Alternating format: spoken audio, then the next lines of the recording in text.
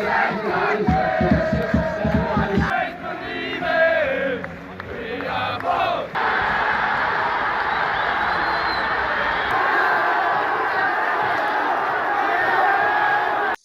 welcome to Irish Footy Vlogs. Cian Menton, it's that time of the week again. It's Monday morning basically, but weekend reviews. What did you think of the weekend in general and the football in general before we get into the first game? Exciting week of football, I thought. So exciting weekend. Some surprising results, all right, but I think it was a weekend that really shaped the table. I think that really made teams look like challengers and made European spots nearly up for grabs for nearly everybody in the league again. So it's opened right back up. I think, you don't know who's going to win the league. You don't know who's going to finish in Europe. You don't know who's going to get relegated. It's brilliant, and that's why we love it. And that's what the short season has actually given us now as well, isn't it? It's that unpredictability as well. Like, for example, Bohemians are 2 points behind Shamrock Rovers. I've heard a few people saying, I know, the Bows don't have the squad, but they don't necessarily. They may not need the squad. There's only 9 games left. If they keep the funny thing is, they're 2 points behind, but they have Rovers to play. If Bows win all their games, they're champions. And now, look, they're a grounded bunch. Yeah. They're a grounded bunch. They're not going to be looking at that. Like I said before, Keith has them well trained now at this stage. They're a workman team. They're going to work for everything. They're going to fight for every ball. And look, there's no reason why Bows fans can't dream. If I was in that position, I'd be dreaming. Why not? Definitely. So Derry City, Keane, was the first game of the weekend. The Brandywell, they beat Cork City 3-1. Personally, I thought it was a poor enough game despite the 4 goals. Alua gave Cork a very early lead, but Derry overall did look the better team. An OG from O'Connor, Hamill scored after good work from Mete, and Akutunji scored in the last minute to sicken me, basically, because I went for 2-1. I got this one right as such. I got a point, but I think he went for a draw. But the third goal is a sickener for me. But there was keeper mistakes. There was just mistakes and errors in this game, I thought, Keane. Yeah. I've said it before on this show about Mark McNulty. I honestly don't think he should be there. Now people are saying, well Boston shouldn't be there and whatever's going on there. I don't know the situation, but Cork need to get a goalkeeper. I'd be worried. I think they're very makeshift. They have a lot of lone players, and they have it's a lot of just now type players. They're not building anything, I don't think, at the minute. And anyway, they have a couple of good youth players and stuff like that, but they're made up of loan signings and young prospects. When, I don't think personally the League of Ireland, it's great to see young players play and stuff like that. But in the League of Ireland, it's not about that, because realistically, you don't have the time. The manager doesn't have the time. It's all about right here, right now. And not only that, if they're any good, they're gone fairly quickly most of the time. You can't have 7 or 8 players like that, because you can't build anything. So you almost need League of Ireland players, if you understand my point. Yeah, it's in the league, it's right here, right now. Yeah. You need a team ready to win a league title now, not in 2-3 years' time. Do you know what I mean? Unless you know, as a manager, on the back of your head, maybe what Shamrock Rovers have done, and Bowes especially, they've given time to these managers. They've given time to Bradley and Long and stuff like that, and then you can build something.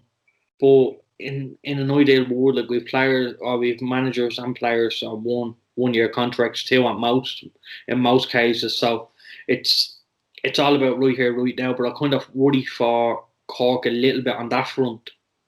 They have a good side now. They're actually bottom of the league. That's the point as well. You're right though what you're saying, but they can't be thinking of building when you're bottom of the league at this minute. Exactly. You need players that are going to come in, hit the ground running in this league. You don't get any second chances.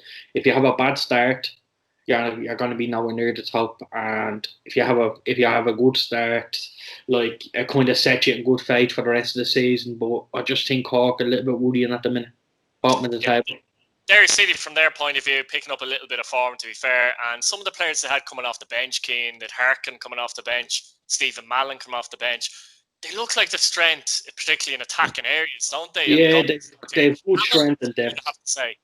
It's brilliant to see Devine stay. I think he's the right man for the job, and I think that gave everyone a lift because there was a big rumours that he was gone to America and stuff like that, which is all nonsense, as you can see. It was, yeah. But there was a lot of unrest there now, and like I spoke about just there a minute ago, that level of uncertainty that's gone now. He knows he's going to be there, and I think they're in the good hands of Devine. They're getting a couple of results. Look, they're not going to set the league alight at this minute in time. They're going to go about their business. Hopefully, get into Europe. Look, anyone from third, like anyone can finish third, and anyone can finish eighth and ninth, in my opinion. There's 3 points between third and eighth at this minute in time. Just have to check. So like anybody can finish anywhere, and 2 results, you're in the thick of it down the bottom, and 2 results, and you're in Europe. It's mental.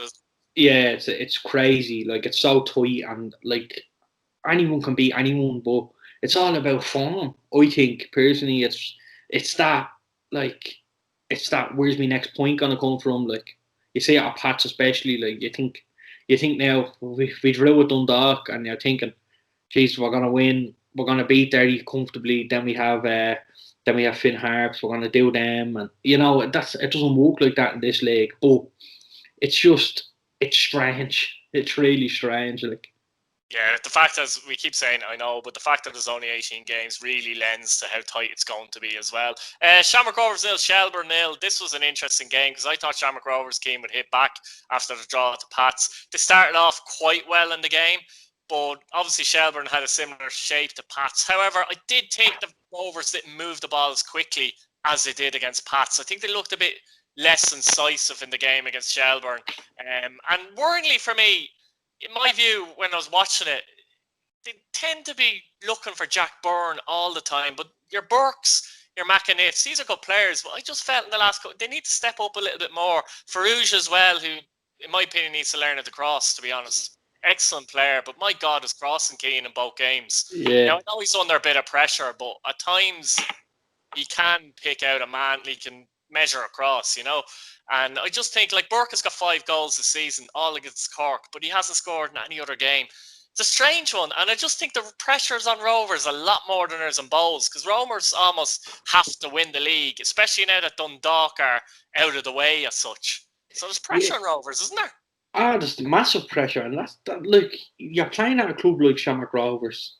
The expectancy is there. You're expected to win a league title every year, whether you're favourites or not. Look, I can't look past Shelbourne on this one. They done fantastically well. They defended their lives. I watched the back twice. And the way I watched the live and then I watched the whole game back again. But honestly, I was so impressed with Shelbourne. The way they defended, the work rate, the effort, every ball, and that's all you need in this league. You don't need fantastic football. You don't need like let's say Dundalks who over the seasons, and maybe Rovers this season, and your Pats before that. You don't really need that type of football to get results in this league. And I think, without being disrespectful, I think Bowers have shown that. You don't need that lovely bit of football. You just need to edge the games and win your battles. And I think that's what Bowles have done, but Shelbourne definitely done that the other night. They'd be very impressed with that. I spoke to A&M, was delighted. I think, look, you could see it after the game, Ian Morris, in the interview. One of those where you're trying not to smile, but it's coming through anyway. Yeah. You could see he was jumping inside, but Ian Morris, I have to give Ian Morris serious credit, Keane, because he's come up from the first. Shelbourne were going nowhere before he took over. You can talk with Shelbourne in a big club or whatever. They were going nowhere. Like, Ian has sorted them out, got them into the division comfortably in the end, has them mixing with most teams in the division. Very tough side to beat. Said it before, Deegan in midfield is Marshall in that team, I think, as well. He's their leader in the pitch. And Ian seems to be a very clever guy for a young manager. He knows how to organise that team.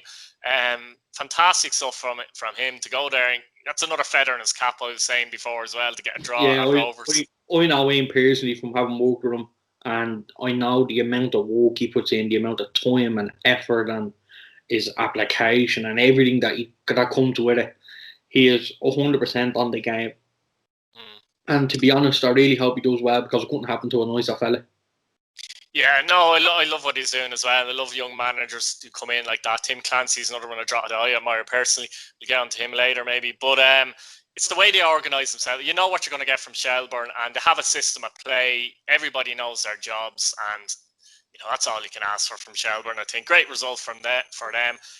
On to Bowls and Pats. Now Bowls obviously now are 2 points. We spoke about this behind Shamrock Rovers, and still a lot of people aren't talking about Bowls as title contenders, which suits Bowls down to the ground. Breslin did get a bit of a freak goal in this game, and Andre Wright made it 2-0. From a Pats point of view, I have to say, I don't know, it was very disappointing, wasn't it? The level of performance, they just didn't look like Bowls. You've talked about Bowls before there. Well-drilled team. Everyone knows their jobs. The wingers, Twardick, Grant, always look dangerous. Wright had a good game in this game as well. Midfield hard working. Pats just didn't look, I don't know, they just didn't look like what was their system, what were they trying to do. What do you think, Keane? Yeah, to be honest, they came out of the blocks well, Pats starting off at the early stages of the game. They kind of looked the better side in the very early stages. I thought got a shot away after about a minute, I think, and you're saying, okay, look, we can keep this going. We'll be all right. Like, we give ourselves half a chance. Anyone that thought Pats were favourites to win the game before were disillusioned, to be honest with you. But like, you'd expect both to win, but I'm not taking anything away. I thought Pats were very poor. There wasn't no real intensity. There was no real like purpose with the pass, and there was when we had the ball, we kind of played it around the back line. Never got it through. Yeah, that was the thing I found with Pats Keane as well, generally as well. It's just pedestrian pass, and it's easy to set up against that, isn't it? Yeah, it was just, I think Bowles didn't really do much to get the 2-0. It was a poor game, to be honest. I know, look, I'm a Pats man, I'm going to say it was poor. I thought there was no real urgency, there was no tempo to the game. It was kind of like the players were nearly going through the motions as such in the game. It was poor watching it, and it nearly put you in a bad mood even thinking about it. Yeah, no, I have to say, as a Pats fan, we've seen many games this season, but that one, I don't know why, but the Bowls game seemed to annoy me more than the previous games. I'm not really sure why still, but it seemed to annoy me more. I don't really understand. But I don't know, like, I just think, Keane, there's a lot of, with Pats, there's a lot of chopping and changing, I think. I don't know, we need to find some kind of formula, like, be it a 4-3-3, whatever formation. Like, I was looking at there, I don't know if I sent you a message, Lee Desmond has played left back, centre midfield, and centre back in a back three in the last 5 games. It's hard to find chemistry, isn't it? Yeah, I think personally. Look, I think whatever we were trying is not working. No, but in fairness to him, all us, we hammer and hammer and hammer managers who don't change, who don't try and find a winner formula. We like, if we say, look, we change it up. That's when something's not right, we change it up. And in fairness to Stephen, he's trying to change it up. Does he need to actually find a system and say, look, 3 or 4 games, let's go with this general idea, as opposed to, for example, should he have went with a similar system to the way he went against Rovers? Because I don't think Bowles would have expected that. I think Bowles would have thought Pats are going to play and have possession of the ball, and they're going to play in that style. You know what I mean? Like, I don't know. It's a difficult one. I think the red card with Griffin done it. He probably would have played that, and he probably would have played Bermo in the back three, as such, on the left side of the three. It was strange seeing Bermo centre half and Lee left wing back down, fairness, but I can see where O'Donnell was coming from with the pace and stuff like that. Like, I'd much prefer Lee Desmond going up against Twardick or Grant than Bermo. Do you know what I mean? So he did try and nullify that, I think.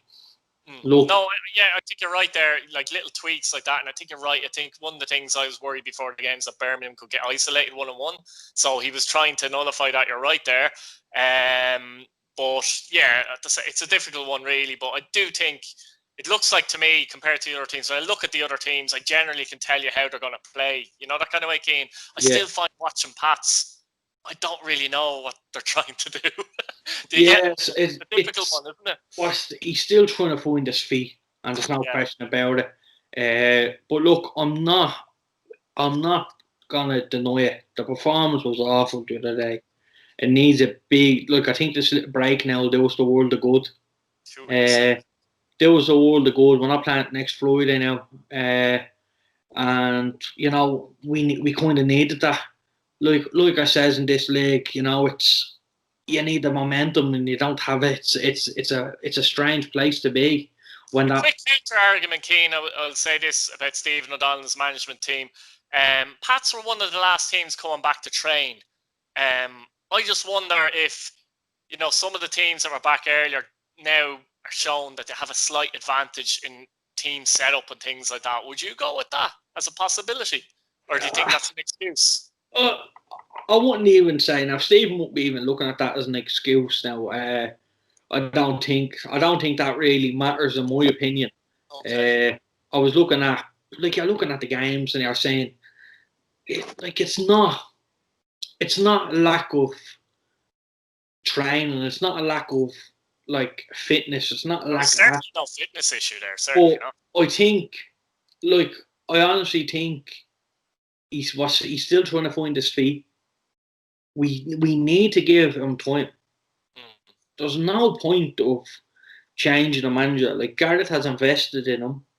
We've given him the chance to prove what he has. I think it'd be very unfair to not give him the chance. Especially concerned, Keane. I think there's some Pats fans concerned that now it is an if Pats were to get dragged into the bottom two, let's say, next few games, just say they did the board think about it? That's the only issue. Did it panic? Look, Gareth is putting some money into this club for a number of seasons now. He doesn't want to see Pats the way they are. Now, listen, bear in mind, 2 results while back in Europe. Absolutely. It can change so quickly. Yeah. So, I think a lot of managers are under pressure now, especially with the shortened season. I think, like you say, anyone from 8th, maybe even 9th with a little run. Yeah. Anyone from 8th, even 9th. You could nearly, yeah. 2 teams are 7. But yeah. Any of them is looking for Europe. It's strange. I think other than Finn Harps, I think everyone is nearly pushing for Europe. I think Ollie seems to be happy with the playoff spot, but I think it's a lot of managers are under pressure.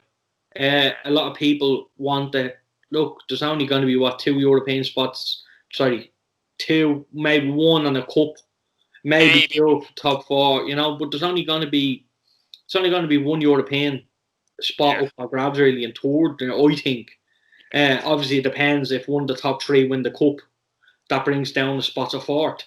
But which is a possibility in my view. Yeah. There's a decent chance one of them could win the cup. Yeah. That's what I'm saying. It's it's going to be a lot of disappointed faces. A lot of people saying we should have got Europe.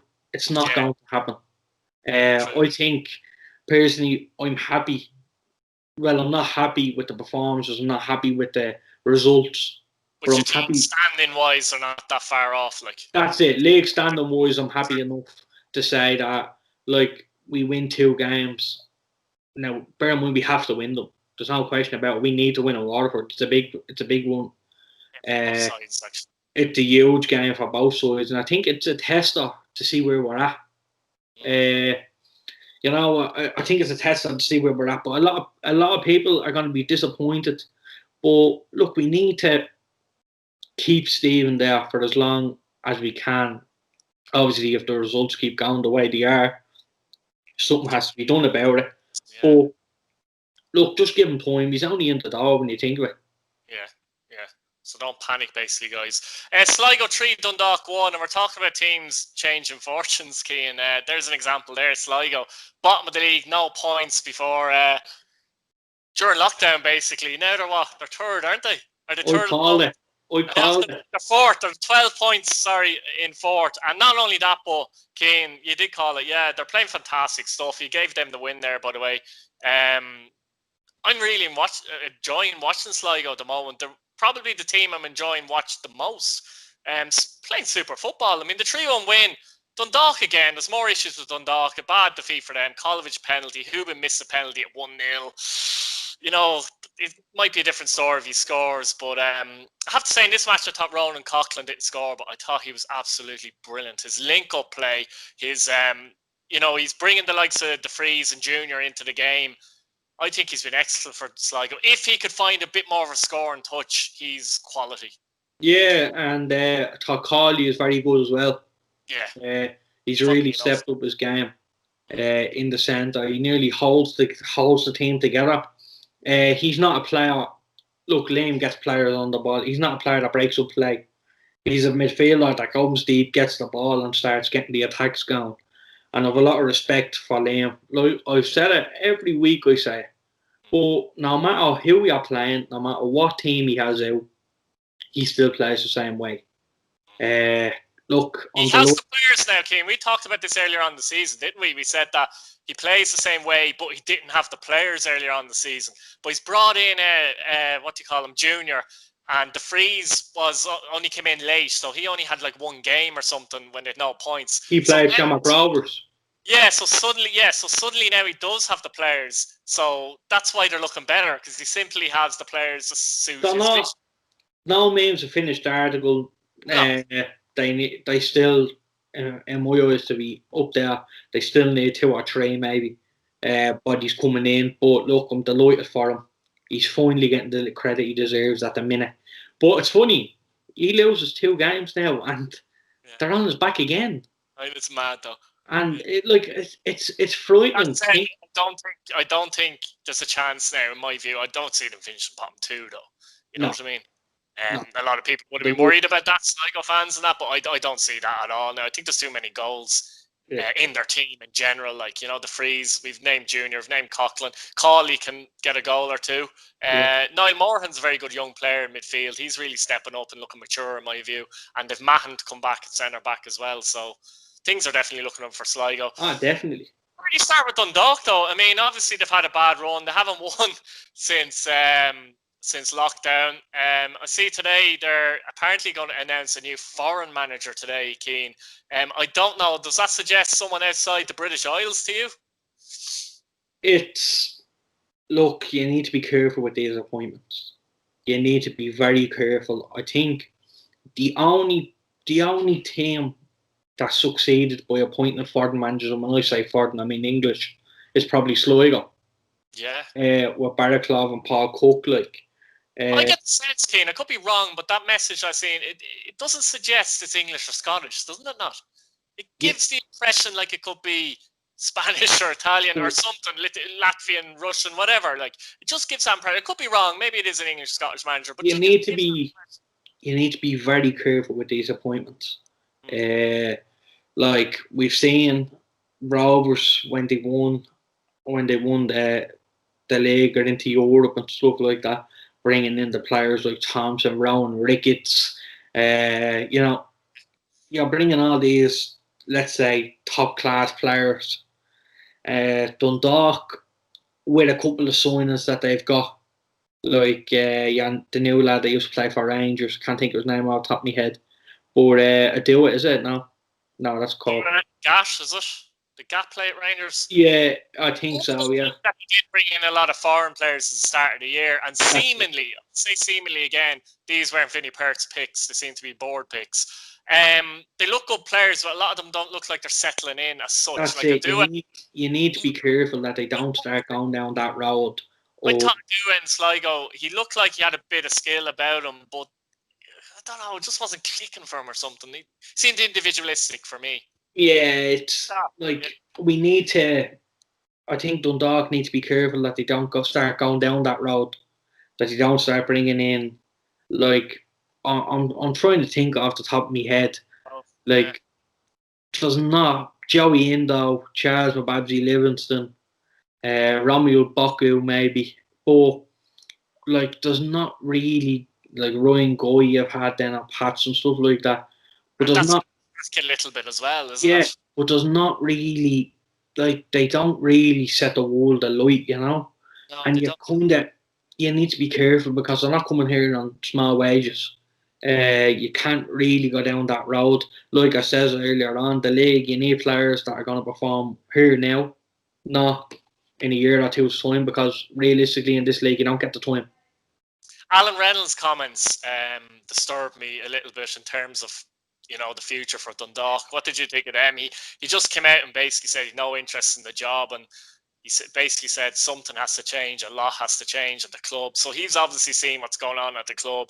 It seems to me there's too much owner interference. That's what appears to be happening. Yeah, look, Alan says as it is. Club at all. Alan will stand there and Alan will say that as it is, and secretly, like, he will be, like, to be honest, there's definitely something wrong, because who in Ireland doesn't want a Dundalk job? Like, absolutely. Like, honestly, if I had the Dundalk job, it'd be like, before all this mess that's going on, like, you'd be nearly sitting there with your cigar. Do you know what I mean? You like, the team nearly picks itself, plays itself. Obviously, there's something going on there. If managers don't want this job, this is the top job, probably apart from Shamrock Rovers. Yeah. This is probably the top job in Irish football. Obviously, you have your international, so I'm not talking about that. I'm just talking about in the league itself. Quality of player you have and the wages that Dundalk can give their players, basically, it's a great job. Yeah, like Pats, I know were close to signing Paddy McElhenney a couple of seasons ago, and Dundalk just blew them out of the water, and that was nothing to Dundalk. We nearly signed Dan O'Kelly last season, and blown out of the water last minute by Dundalk, But that's what they can do. But they need to get their recruitment right. They need to, like, they have the nucleus of the team. They have the team there. I still think it's notably keen that the nucleus of their team that has been successful has been predominantly Irish. And that's nothing against the foreigners coming into the league, but my point is they know the league, they know how it runs. You get these guys coming in sometimes, they just don't get it.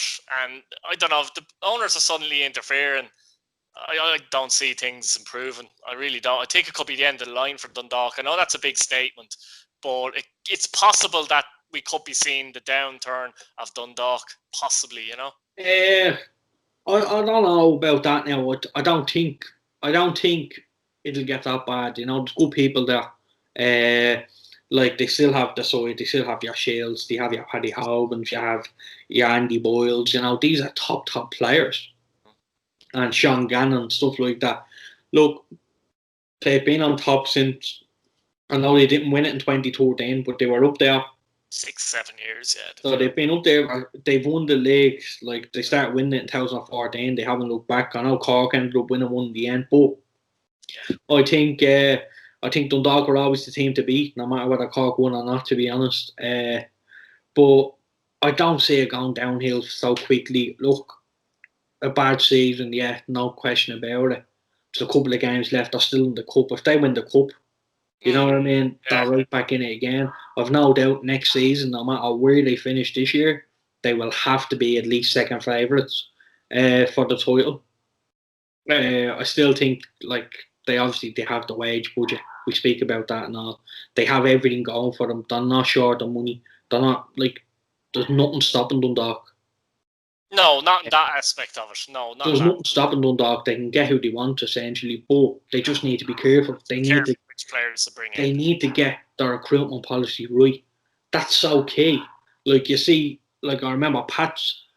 Like Keane, you're saying there quickly there, yeah, if they bring in 4 or 5 players and the recruitment policy isn't right and they're stuck in 2, say 3-year contracts, that's where you're getting into trouble. Yeah, look, you need to buy players for the positions you need. Like, I thought Rovers recruited very well. They brought in the likes of Joey O'Brien, they brought in the Lopez, Lee Grace. Do you know what I mean? They're not recruiting these ready-made products, but they're recruiting just solid players that have now turned into, let's say, Lee Grace, probably the best centre-half in the league.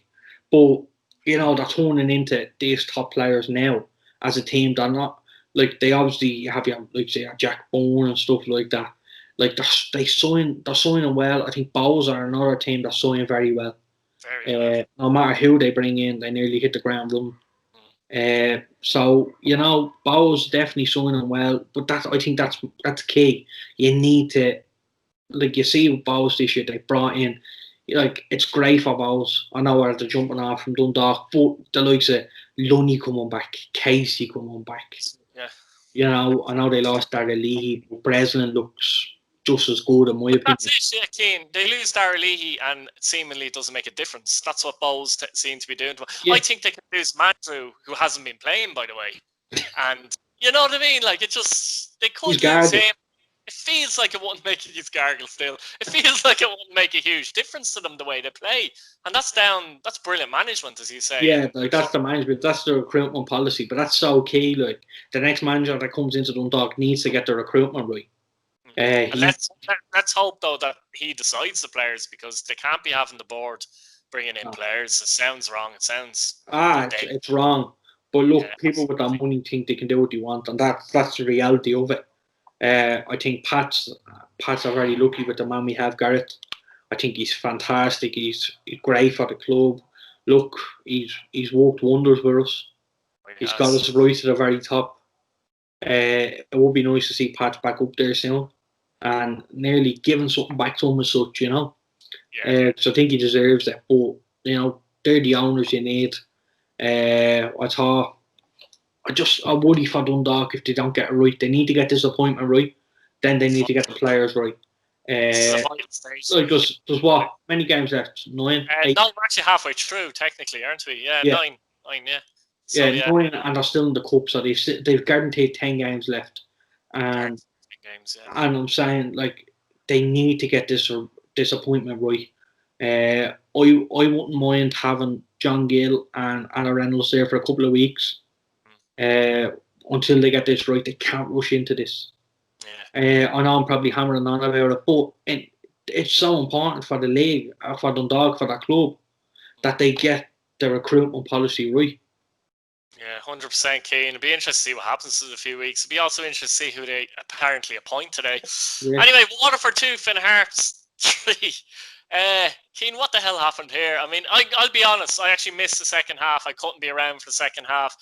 First half, Waterford led 1-0, so I'll talk about that first. Cooch, I think, was deflected. But Waterford were in so much control, I thought, in that first half. It was too easy almost. They just passed it down. And what happened? 8 minutes to go. It was 1-0. It was comfortable for Waterford. I didn't think Waterford were going to score a second. Right. I honestly thought it would finish 1-0. The minute that Waterford scored. We predicted 1-0, so with 8 minutes to go, we were right. Yeah, but it was... No team looked like they were going to nick it and score another goal. It was 1-0, and, like, to be honest, I was sitting here watching it, and I was like, this is easy. Like, this is a pull watch. And then all of a sudden, like, Finn Harps just got a goal out of nowhere. And then about a minute later, Waterford. I don't even know. And then Harps got it back to 2-0, and then they go and nick a winner. Oh, what a game, though. What a finish to a game. That's why we watch football. If you kept for the last 10 minutes, you would have thought this is great. Yeah, like, you look, it's funny though. It's funny how it is, but Finn Harps, look, they battled, they hung in there at 1-0. They were never in the game at 1-0, but they didn't make it go 2-0. And look, they took that chance and got it back to 1-1. Then the Waterford scored straight after, and I'd say Ollie was pulling his hair out because they just had a score, and then they scored again, and then it was 2-2. What a result! 2-2 for Finn Harps. What a result! And then they go and get the winner. It's fantastic. That's why you watch football. I'm delighted for Ollie. I think if they'd lost that game, I know there's 9 games left, but it was looking very, very, very difficult for them. Now they're giving themselves a chance. It's funny, isn't it? Like, it's funny. It's great to see they have given themselves a fighting chance. They will fight for everything. There's no question. The right till the last day. Finn Harps, they will fight for everything, as you said. Amazingly, they scored 3 goals, Key, in the first 8 games, and now they scored 3 goals in 8 minutes. Yeah, it's strange how things work, but they without I don't know, they just found that little bit of belief down from them goals and the momentum carried them through. Look, and the work Ollie does at Finn Harps, like they get relegated. Nobody even talks about them getting back up. Like, let's be honest, Keane, there are clubs in the first division bigger than Finn Harps. Better. Teams are better than Finn Harps, I think. Yeah, but it just shows the job Ollie Horgan... Yeah, exactly. It shows the job Ollie Horgan's doing at Finn Harps. I think if he left tomorrow, Finn Harps would be in big, big trouble. Oh, 100%. You know what I mean? But interestingly, Keane, from Waterford's point of view, and something I've looked at in the last few games now, why are they conceding so many late goals in your view? And it seems to be set pieces, corners, free kicks. Yeah. It's happening a lot to them. That's happened now. Sligo battered them in the last 25 minutes. Dundalk in the last 15 minutes, 2 goals, could have got a third. Set pieces again.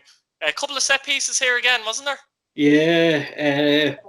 In the last 15 minutes, you think, in games for Waterford? Could be psychological. Yeah, that's what I was saying, yeah. Could be they could be shutting up shop.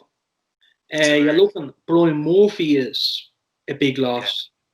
Huge loss, like I spoke so highly of him last week, saying he's the best keeper I've seen in the league. His knowledge as well, and if he's do that, I believe. Honestly, I don't know what it is, but look, it needs to be addressed. I think John will address it. Sure, Brian. 2 weeks, by the way, so that will help in a big way. Yeah, I think this little break is that they're coming at a good time for Pats and Waterford. Enough, yeah. I think both teams now need to win. So that's the first game on the weekend, next weekend. Both teams need to win. It's going to be a good game. But it's a big game for, like, every single game is big. I think Europe is going to be decided on the last day. I think relegation is going to be decided on the last day. I've no question that I think I'd say from 8th up, it's nearly go down to the last day or second last day before Europe is talked about, and even relegation's talked about. So every game is big. You just need to win your battles. You need to, like I was going to say, you need to beat the teams around you, but everyone's around you at this minute in time. So you just need to pick up as many points as you can. I think it's vitally important that you don't lose. And what I mean is nick a draw if you have to. Yeah, because it takes 2 points away from the opposition. You don't want the others getting points around you. So if, like, to be honest with you, I think a draw next week for Pats. I know it's 2 weeks when we'll speak about it, but I think a draw wouldn't be a bad result for Pats. It mightn't be bad for Waterford either. So it might be a cagey game in that sense. Yeah, no, I think it will be a cagey game. I'd probably tip a draw myself, but. Probably would if I was thinking now, but that can change, yourself. But no, I don't know. It's just a strange league, but it's one that excites us, And then we have the cup coming into it as well soon. Looking forward to previewing those games anyway. Yeah. Keen up the first division, Athlone 0, Rovers B 4. I actually tipped Athlone to win that. You did tip Rovers B to win 1-0. I was surprised with the margin. Brandon Kavanagh scoring twice, Murphy. And the young lad that's actually linked with Inter Milan, Zeffi, scored in that game as well. I don't know. That's first game. Might be one of his first games for the club. But it's still a great result for Rovers B, isn't it? Yeah, 100%. Great result. Look, they'd be delighted with that. Aidan Price is there to do a job. He's doing a job. Yeah. Look, Athlone be disappointed. Nobody wants to lose to a B side, really. But now comprehensive 4-0, comfortable. Definitely. Athlone are bottom of the league now. Rovers move up. I think they're above Galway now at this minute in time. And Wexford, actually, yeah. So, on to Cabo and UCD. And I actually predicted UCD to win this. He went for Cabo, but I didn't see a 3-0. I finished Cabo 0, UCD 3, Keane. Madai with 2, Whelan with 1. We talked about the 2 strikers there, and they're on the score sheet again. Cabo Knight sent off, and they'll be disappointed with that result. But I did hear leading up to the week that there's a few players that were carrying knocks. I wonder if that lended into that as well. But you can't take anything away from UCD. Fantastic performance, and they'll feel confident going forward now. That's Cabo's first loss, yeah? Is it? It might be. I think it is, Keane. Yeah, I think it is, and it's comprehensive. Yeah, it is their first loss. Yeah. The way I look at it is, it was coming. Yeah, was I on the think way. I think when you go unbeaten, you're nearly in the back of your head. You're just waiting for that first loss, get that burden off your back. And I think Cabo will bounce back no problem now. I think they've I'd be looking at that as that's the donkey off your back. I'll go for this now. Uh, like the good thing for Cabo was Longford. If you know what I mean, and the teams around them aren't really picking up points. So Cabo will be delighted with that. They're still up there. Look, they probably will go on and win it. But you look UCD, fantastic performance from what I've heard. They played serious football and fully deserved. Yeah, moving on to that, actually, Cove 2, Longford 0. Drinnan and O'Leary came on as a sub to win it for Cove 2-0. What a great week for Cove. 4-0 win at home to Wexford, 2-0 win at home to Longford. Longford are struggling to score goals. They've got players like Manley and Verdon, but I'm being told by a lot of Longford fans they're not creating the opportunities for these players. Nope. What a result for Cove. They're now 2 points off Longford, who are in the playoffs. Yeah, fantastic for Cove, you know. The work that's been done down there, and it's great to see the results on the pitch. Huh? Little Cove, you know what I mean? Yeah. So it's great. People often say Little Cove, so it's great to see them get a result like that and show people that they're about something as well, you know? Yeah, on the other hand, you look at Longford, they'd be disappointed with that. That'll hurt them a lot. That'll hurt Derry. They need to win the next game. There's no question. They're out of the cup. They're out of everything. They have no distractions. So they just have to go now, go gung-ho and win every game's a cup final now, and that's first division for everyone. Yeah, because they're beaten well during the week, weren't they, at home to Cabo? And I thought we might see a reaction, and from what I've heard, and obviously by the result, there was no real reaction. So they'd be disappointed. They're not scoring goals. They have strikers who are capable of scoring goals, but what I'm hearing is they're not creating the opportunities. Yeah. So that's always a worry. That's actually the biggest worry. If your strikers are missing chances, it'll come eventually. But if you're not actually creating, it also means if one of your strikers gets an opportunity, they think, oh, this is the only opportunity I'll get in the game, and they might snatch it, that kind of way. Yeah. So confidence is obviously low in that team for whatever reasons, but they're well capable of bouncing back. But they need to do so very quickly. Because I'm moving on now to Wexford, and Drogs went down to Wexford and gave them a second half hiding, actually. Mark Doyle's a player I like. I think he's Premier Division quality. And Hugh Douglas made it 3-0. A bad last few games for Wexford after singing their praises. I don't think they've scored and they've conceded 9 or 10 goals. But Drogs will be happy with that, and they move on. They move up to be 2 points behind Cabinteely. They're back in the race. Yeah, definitely back in the race. They'd be delighted with that. That was a tough win. Every win in that first division is tough. Especially away from home. Yeah, they'd be delighted to come out there with a win. Yeah, really good. It makes for a tight league. It makes for every game is important from top to bottom. There's a feel in the first division that's starting to look a little bit more set or settled, doesn't it? I'm just looking at here quickly compared to the Premier Division. We've Cabo on 19, Drogs 17, Bray, we'll get on to them in a minute, on 14, UCD 14, Longford 13. They're in the playoffs. But we'll move on quickly then to Galway and Bray, because obviously Galway have appointed John Caulfield. He wasn't in charge for this game, but 0-0. But apparently Bray had the better of the chances, I hear, in that game. Yeah, superb appointment from Galway. That's really big, that, yeah. Yeah, hopefully he does well. He's a proper League of Ireland man. He knows the league inside out. And a really big coup for them now to push on. Look, you don't want to see anyone lose their job, especially in this league when the money isn't great either. You don't want to see anyone lose their job. So it's not nice, especially a club legend. But look, it has to be done. He'll always be known as a Galway legend, no matter what. But Caulfield coming in now give them a big boost. I think even having his presence there probably gave him a boost, because he was there during the night. And I think it's mad when a new manager comes in, everyone gets a lift. From kitman to physio to players, everybody, the whole fans, everyone gets a lift.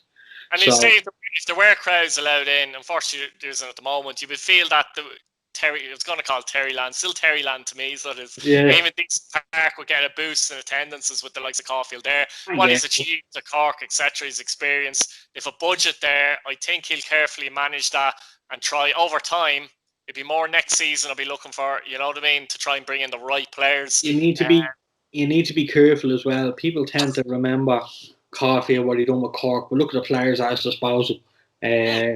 People do need to realise that this is a process. This is probably a 2 to 3 year process before we even see Galway. Like I say, they will probably get promoted next season, and they will probably do well to stay in the division, and then after that, see what happens. I think it's a good time him coming in because things are rock bottom, so he can't really do any worse as such. Yeah. No, I think evaluate what he has in that squad. Yeah, Bray be disappointed with a draw considering how they went in the game. They probably would have took a draw before the game. But Bray, they're going about their business quietly. They're kind of hit and miss sometimes. They'd be happy enough for the draw, but they'd be looking to win the home games now. Yeah, they're still in the mix, and you say happy enough with draw, like, a point can make a difference as well, can't it? It's better than a defeat, let's be honest. If you can win and draw, put it that way. Psychological, yeah. You'd be well up there. So they're third at the moment, obviously. They're joint third with UCD. And at this minute in time, it can change, but Bray and UCD do look stronger than Longford at this minute in time. But Cove are only 4 points behind third as well, so fair play to Cove. And you never know, they might squeak in, they might surprise people. Right, guys, we'll leave it there for this week. The review show, me and Keane, and we'll be back with the preview show next week. And thanks again, Keane. We're actually level on 21 points each. But